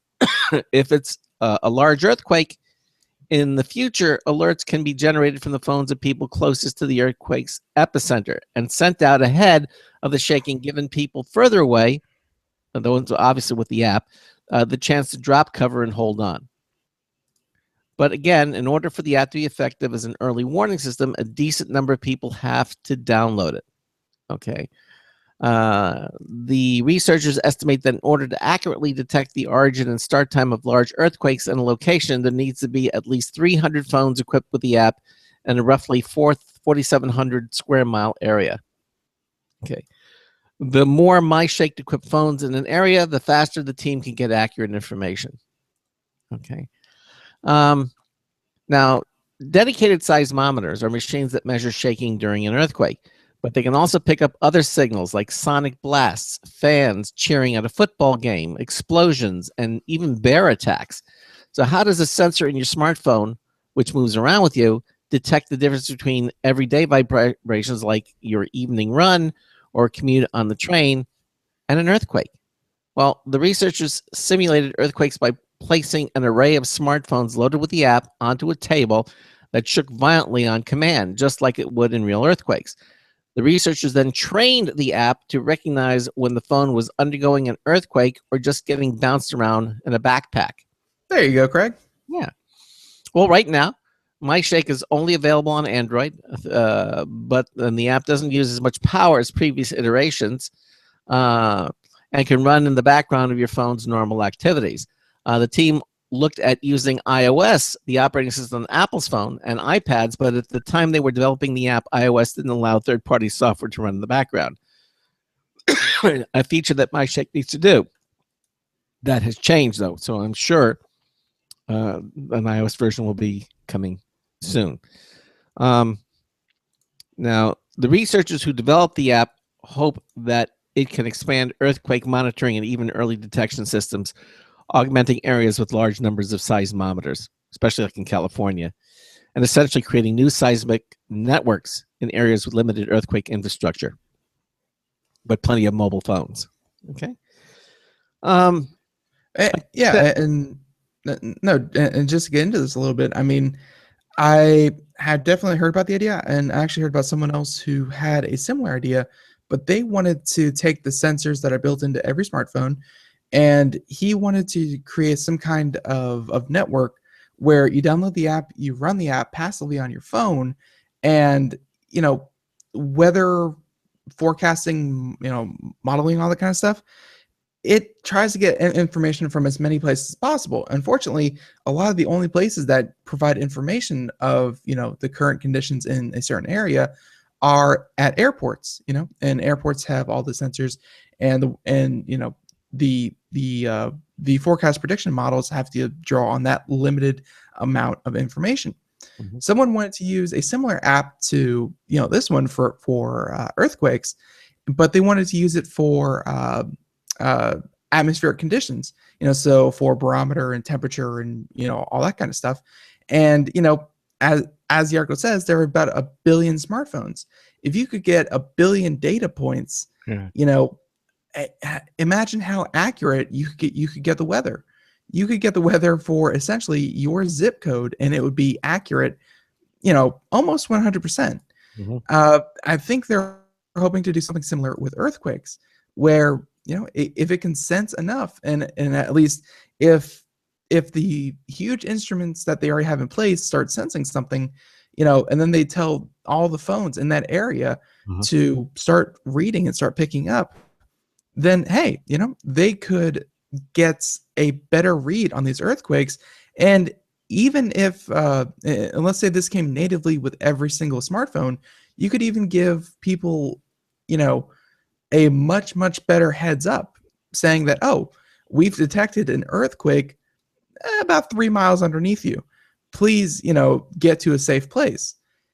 It would, technology like that, it seems far-fetched, because having that many smartphones connected to one service seems very impractical. But if you could get all these phones and all these sensors working towards one goal, we saw what it could do in Batman. Yes, I remember that. made sonar maps of the entire city and was able to track down people. Yeah. Almost similar, where you could quantify just where earthquakes are before they start happening, or at least as they're happening in real time. That seems to be what their big dream is. Yep. And, this is quite feasible. I mean, if they get it to work. I agree with you there. All right. Well, I guess we'll just see how this continues to grow, and if it's something that's obviously the California. I was going to say California is the first one when you think of earthquakes, but as you know, earthquakes far more reaching in parts of the globe.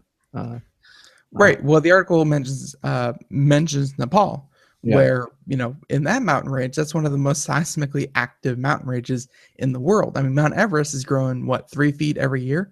Yeah.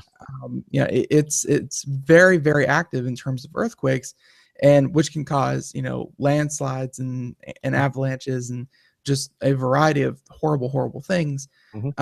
And they're saying that in a place like Nepal, even as far reaching as that place, which in my mind, there are a few less remote locations, very, very few seismic, detectors, but 6 million smartphones. Wow. So, hey, it's these phones. Sometimes we forget just how sensitive and how powerful they are, because we use them for Angry Birds and we use them to check Facebook. But they are in everyone's pockets, and they can do amazing things. Yep, and it's only continuing to grow as well. So continue to grow. Better sensors every year. I mean, the phone that we're going to have in 5 years is going to make the phones that we have in our hands right now look like toys. So and yeah, if every phone could be equipped with some kind of app to make use of all these sensors, we live in the information age, and information is key, as all these companies have been showing us. By tracking your spending habits and what you look at with ads, why not crowdsource and get all the information we can from the area around us. All right, we got the News Tips Bulletin Review coming up. More stories coming up as well. More stories. Yes, more stories. Oh, more stories. We'll be right back. Hi, this is Craig Crossman, host of the Computer America Show. You have important meetings to schedule. Your company's getting ready for its IPO, and you're in charge of the PTA fundraiser this month. So how do you coordinate everyone to be available at the same time? Are you still using emails, phone calls, even text messages to schedule meetings with a group of people? How's that working out for you? Not so great, huh? It's a fact that every day, millions of people suffer from scheduling headaches. Well, with Doodle, scheduling meetings with a group of people is quick and easy. With Doodle, you can easily propose available times to each member. Each one checks off the times that they are available, and then you simply pick the time that works best for the group, all in an easy-to-read display that integrates with your existing calendar. Nothing could be more simple. Give Doodle a try for free, and like millions of Doodle users, you'll truly see how easy it is to find the perfect date and time for all your meetings. That's www.doodle.com.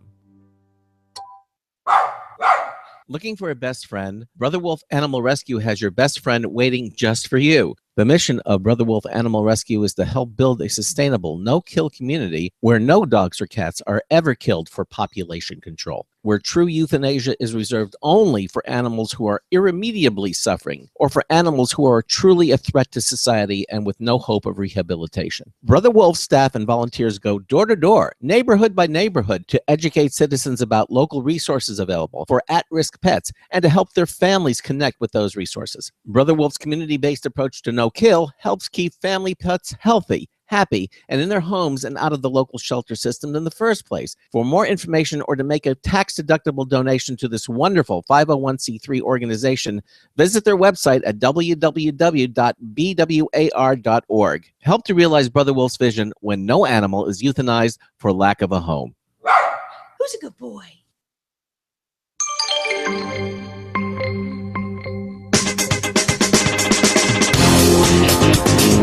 The wedding? No, they were rehearsing the honeymoon. Marty Winston with the News Tips Bulletin Review for Computer America. This time, CADSoft Envisioneer 11 Pro Architect software. Designing and building our editorial project house was almost easier than documenting it until CADSoft sent Envisioneer 11 Pro Architect purpose-built CAD software for building things roughly house size, from pole barns to light commercial buildings. We got a head start with the AutoCAD files from our designer, to which we're adding wall and roof textures, major brand appliances, and a lot more. Once populated, we can generate all manner of renderings, including cutaways, exploded views, and again, lots more. Bottom line, the CADSoft Envisioneer 11 Pro Architect software is, for our needs, a great way to show how a house comes together by letting us visually take it apart.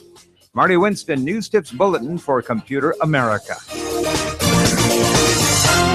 Welcome back to the Computer America Show. It is 33 minutes past the hour. We are doing computer and technology news brought to you by Slimmer Utilities. And yeah, we are, yes, and thank you, Marty Winston, for that brand new News Tip Bulletin review. If you didn't catch it for some reason, archives, as always, but, you know, it'll be here all week long. So, with that being said, we are doing, as we said, computer and technology news. And we just finished up the one about the University of Berkeley out of California just released a new app that you can download on an Android phone to feed them data of new seismic events. So, you know, that was a very, very neat way to use technology that I think we all take for granted anyways. But yeah, and Craig, that was your story. So I guess the next one is mine. Right? Yep. Right. Okay, so let's see if I can find this one. There is a, let's see. There we go. All right, here we go. We already talked about AT&T once, but we're going to talk about AT&T again because, you know, this kind of ties in with what we were just talking about. And if you can, you know, collect data from all these different phones, you can do so much. But that data on our current networks really isn't exactly feasible. So here's a story out of Ars Technica, and it's about AT&T trialing 5G, not 4G, 5G, and promises speeds of 10 to 100 times faster than LTE. So yeah, this is going to be very, very cool. Where AT&T is testing an early version of its 5G network this year, and saying that it'll be 10 to 100 times faster than LTE and might be used for home internet service. Can you imagine how much that'll cost? A fortune. Yeah, but an early use of 5G underlying technology could be delivering broadband to home businesses, and it's possible that we could have limited commercial availability this year, depending on trials, said an AT&T spokesperson. So, and of course, this could fit in with AT&T plans to provide fixed wireless internet to areas without good wired broadband. And here they have, and they announced this Friday, where, you know, according to them, the 5G network will rely on millimeter waves, which are in the 30 gigahertz network and above and require light line of sight connection. And as we've written before, 5G will also use spectrum below 1 gigahertz in order to connect areas that can't be covered by extremely high frequencies. That, I assume, this messes with the birds. So, with speeds up to 100 times faster than the average 4G LTE connection, they will be able to see speeds in gigabits per second, not megabits per second, which is exciting. So, and AT&T is collaborating with Ericsson and Intel on outdoor trials, and they said that we expect to find the trials of 5G technology to provide wireless connectivity to fixed locations in Austin, always Austin, before the end of the year.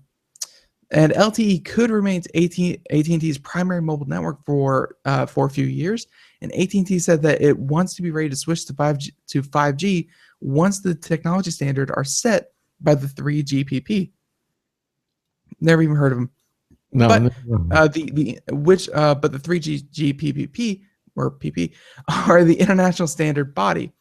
They will likely complete the first phase of process in 2018. So on the back end, AT&T says that it will be relying heavily on network function virtualization and software-defined networking to reduce the cost of delivering data and to support new applications more quickly. And of course, they're trying to ditch the traditional model that relied on complex and cumbersome hardware in favor of one that turns routers, firewalls, and other network equipment into virtual functions running on commodity hardware. And they said that, of course, besides cell phone data, they want to be used for virtual reality, self-driving cars, robotics, smart cities, and massive sensor networks, as we were just talking about with that sensor network that they want to use for earthquakes. So, the technology behind the Internet of Things, it's in its infancy now, where everything kind of has to run on, either 3G, 4G, or on Wi-Fi or Bluetooth. But let's face it, if everything in our lives is going to be connected to the internet, eventually the infrastructure behind it that's going to handle all that massive flow of information has to be developed. And it looks like AT&T wants to be the one to do it. And hopefully this 5G is up to the task, because if you're going to be running something like connected cars all over, let's just stick to the US right now. If you're going to be running connected cars all over the US, you don't want there to be some kind of lag. Let's say you're in New York City and, the 5G just isn't up to snuff and cars start lagging and, you get some horrible outcomes from it. You want the back end for all these connected devices to be very, very robust. Yes. And 5G is definitely a good start. Yeah. Well, we reported in New York City that the public Wi-Fi spots are extremely right. We did that with Ralph Bond last Friday. Yeah, exactly. So if anybody's going to be doing cutting edge stuff, it's going to be New York City, because they have the people. Well, AT&T said that 5G was going to be nationwide. So they're testing in Austin right now. Mm-hmm. But this will, of course, hopefully go nationwide by 2020. Oh, okay. It's not going to be as fast as Best Buy. Remember the commercials? The guy just bought a 4G phone, and they were just the big signs at 5G here now. I remember that. This is tantamount to you go out and you buy the latest and greatest 802.11g router, and you say, "Man, I'm so fast," and then you see the new 802.11n router. Yeah. Like that would be like the new cell phone argument. Yeah. But this is the new standard. And 802.11 AC, we heard about it about a year and a half ago, and it's just about now becoming the standard, and it will be the standard for like the next year or two, and then we'll get 802.11a AG or something like that. Yes. It's interesting because they make the hardware really quickly, but it's the rest of the industry that kind of has to come up to the match it. The standards and the infrastructure take much longer. Yeah, it does. Although I think they did announce the new the new standard after AC. Yeah. Well, no, I'm sorry, it's not after. It was in conjunction with AC, and it was supposed to be used for lower data requiring devices. Craig, I feel like you don't know what I'm talking about. No, I do. I've been commenting on everything that you're talking about. No. What is the new router? The new latest router standard. The new router standard. 802.11 AC was the. I think they just announced another one. No, then I have not heard. It was like 802.11 AG or something like that. No, that I had not heard. AC was the last one that I had heard. Mm-hmm. So then, yes, I had not heard anything faster than AF. That's what it was. AF? AF. I had not. How fast is that going to be? It's not really for fast thing. It's called Super Wi-Fi, and it was approved in February 2014. This is, of course, coming from Wikipedia, but it has more. That's the thing that goes miles, right? It goes. Is that the one that's more for citywide Wi-Fi? Yeah, it has more concurrent streams, so it's not as fast as 802.11 AC, but it can handle more concurrent streams. Right, and also a wider field. So that's what cities are going to be using, something along those lines. Probably not in near home. I think AC is going to be the. Although according to Wikipedia, yeah, they already have the next iteration of Wi-Fi, and it's still in a very, very early stage of development. But folks, if you want to know what the next thing is going to be, 802.11ax is going to be the new one after AC, but it's still in very, very early development. So, AX. Okay. Right now, if you have 802.11ac, you're in a good place. You're in a good place, and also it's backwards compatible, so it'll work with N and all the other ones. Okay.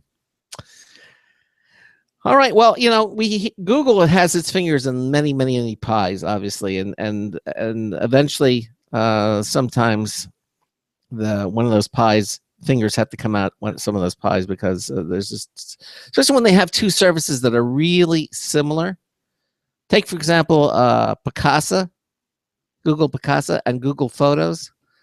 Well, according to Paul Lilly of Maximum PCs, he says it doesn't make a whole lot of sense for Google to maintain two separate but similar photo services. And so it's not going to.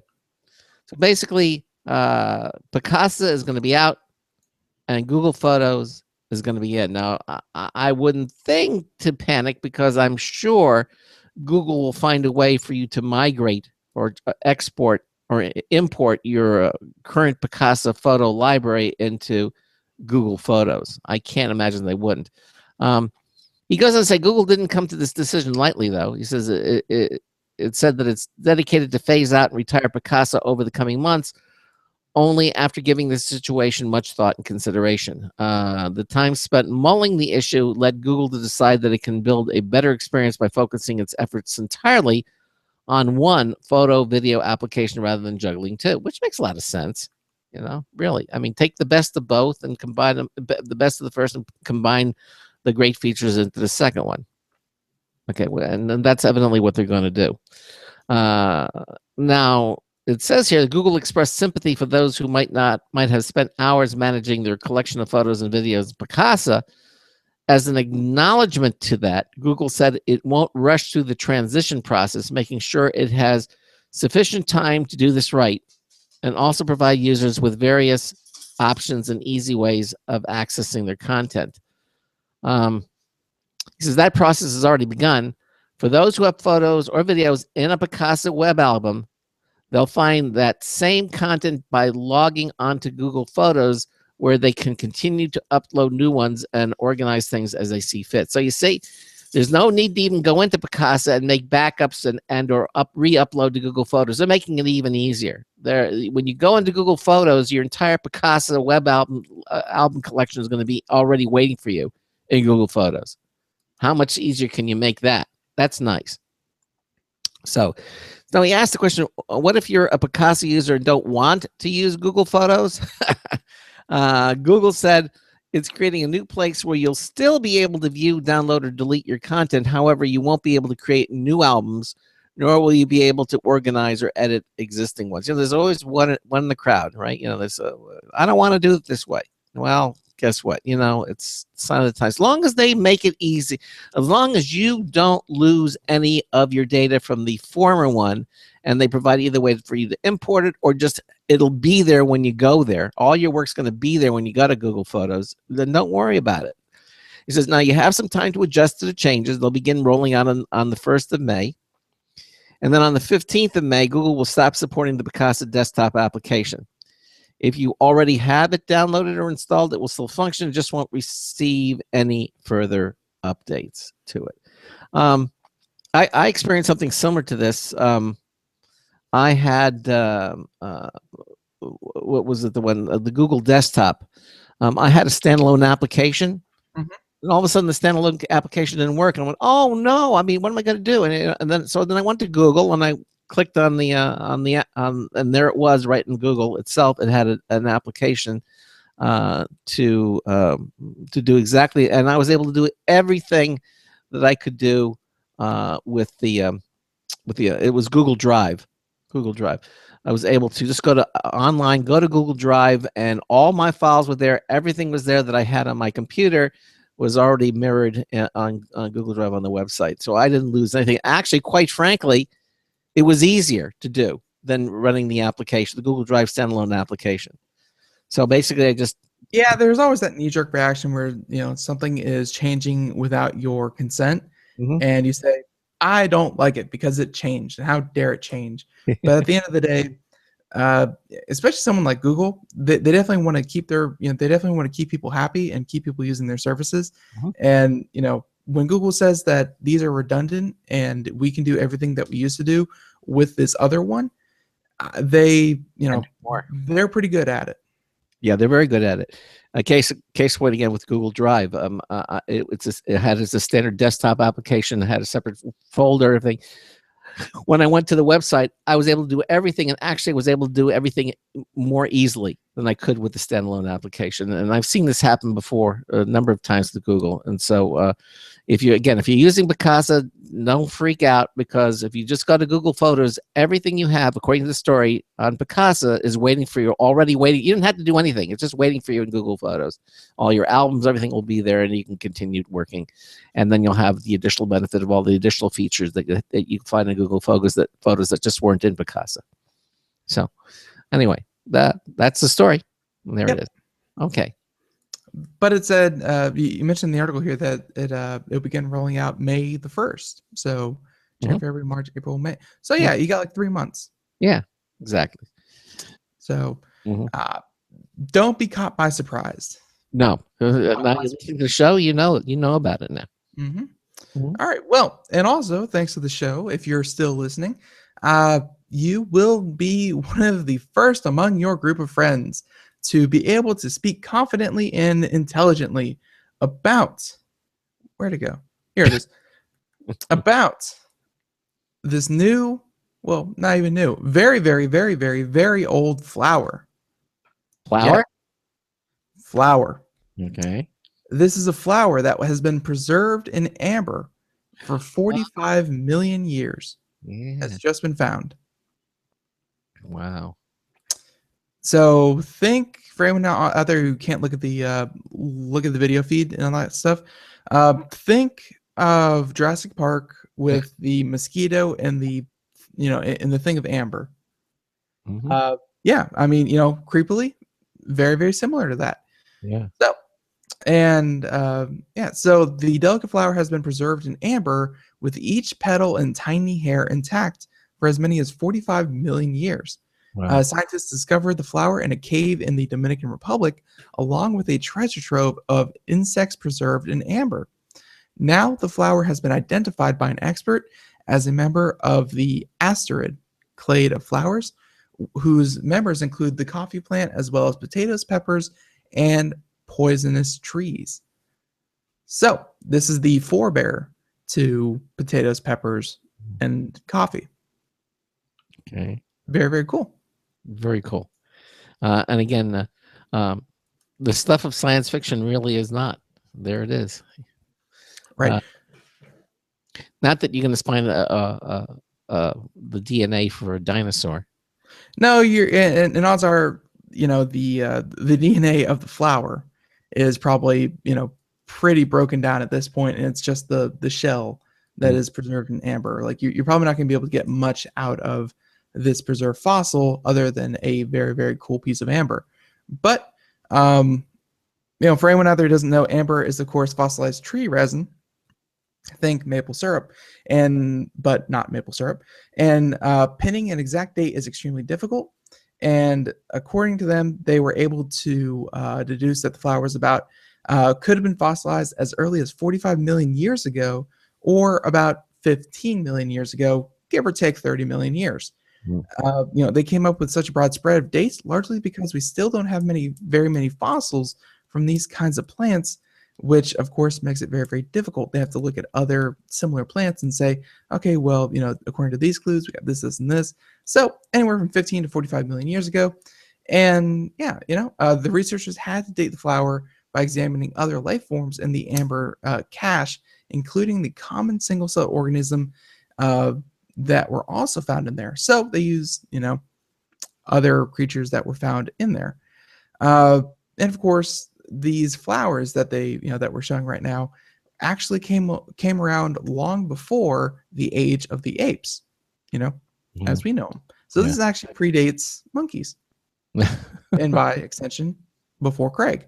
So, and the data science here saying that it has as many as 200 roughly living relatives, and some of them are of course poisonous. So this flower that we're looking at may just be poisonous in itself. But it's just very, very cool to see flowers that, when we look at human fossils that or fossils of human ancestors, and we say, oh, so that's what they look like 10,000 years ago, 20,000 years ago, 80,000 years ago. It's very, very cool. But when you get to look at something that was preserved perfectly from 45 million years ago, I mean million years ago, Yeah, that is incomprehensible. yes. And when you get to see something perfectly preserved for 45 or even 15 million years ago, it's just very, very cool. It is cool. It is very. I think we may have time to do one more quick story here, and I want to kind of get this one in. This is from BGR.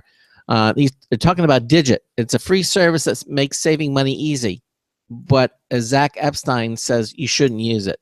Why? Well, basically, according to a recent survey, 62% of Americans have less than $1,000 in the saving accounts, and 21% of them don't even have a savings account at all. And he says there are a number of very smart services out there that make saving money easier, and Digit is one that recently got a new round of attention from a few blogs. He says, but as brilliant as the company is and as simple as the concept is, it's one service you should probably stay away from. And what is that? Well, basically, Digit savings accounts don't pay out any interest. Now, there is a Digit Plus account that pays out 5 cents every 3 months for every $100 in your accounts, but that minuscule figure is barely any better. So by using Digit, you are saving money, which is clearly a good thing, but your money isn't working for you at all. Instead, Digit is using your money to earn interest for itself, and that's basically how it keeps its service for free. So there are a number of these savings, online savings systems, and Digit is one of them. But basically, he's saying that this one in particular, although it is good, a good idea to try to have a savings account. Try to find one that gives you interest.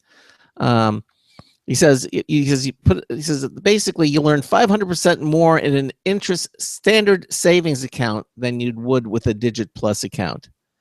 Okay, so there it is.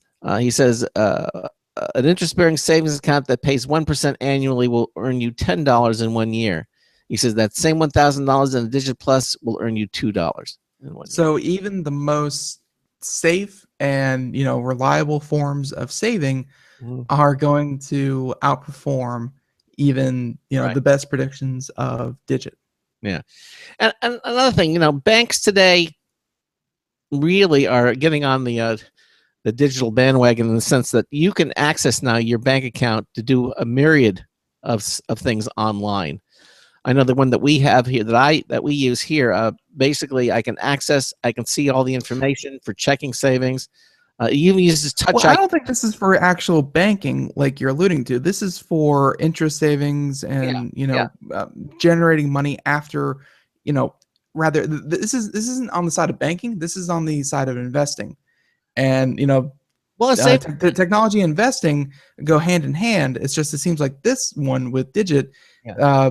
Even though they're so closely related, the returns on your investment are pretty poor compared to almost anything out there. Yeah, they're just saying, but they're advertising as an online savings account, and that's what they're advertising. And basically, other than seeing your balance and everything immediately, and according to him, there's really no value to do it this way because basically they're keeping all the interest and making the service free, but you don't see it. At least with the savings account, a savings account is probably the least how should I say the least safe, the most safe venture, but the least amount of way you can make money. It's definitely the least profitable, and it seems like Digit, if I'm reading their business model right, is essentially they're taking little bits of money from everyone who is downloading the app. Put in your $100, put in your $500, and they're essentially buying or putting all of Digit's money into one very low earning bank account, Yeah. and they're taking their 5% off the top, and then they're redistributing the very basic 1 to 2% that they that people I'm, are I'm probably. yeah. I'm saying if you worse. want to open a savings account, just use your bank because you're going to get better interest than you would. That's the bottom line, and you can still have access to it online. Most banks now you can access your account and see what's in there, and and even make bank transfers, and they just offer you more service. This is something that I think everyone has to learn about eventually in their life, because this is the stuff that retirements are made out of. Yeah. And returns on investment, that's very, very important. And when you see a return on investment of about 1%, most people, most investment savvy people, if you see a 1% return on investment, you stop investing in that, because that's not worth your time. I remember there was a kid, bank accounts used to have 7%. Some even offered 13% on a savings, but way, way, way back in the early days. But those days are long gone. Those days are long gone. I mean, the value of the dollar has dropped, and interest rates are through the floor. Yeah. Well, hey, that about wraps it up. I want to thank our guest from CUJO, Robert Beatty, on the show. Thanks to him, and again for being on the program. Coming up tomorrow in the second hour of the show, we're going to have a company called Human Scale. This is a company that does ergonomic design for chairs, computer monitors, 60 seconds, footrests, laptop holders, cable management. It's like a really very cool situation there. And we're going to have Human Scale on the show. We're going to have Chris Gibson, who was the Vice President of Marketing and Product Manager on the program. And then in the first hour, because we certainly didn't get to a fraction of the stories, Computer and Technology News, brought to you by Slimware Utilities, the official optimization software of Computer America. Again, I want to thank you so much for being with us. Catch Deadpool. And we'll see you tomorrow, same time, same station. So until tomorrow afternoon, this is Craig Crossman, hoping that your hard disk never becomes floppy. We'll see you tomorrow afternoon. Have a good one, everyone. Bye-bye. 10 seconds.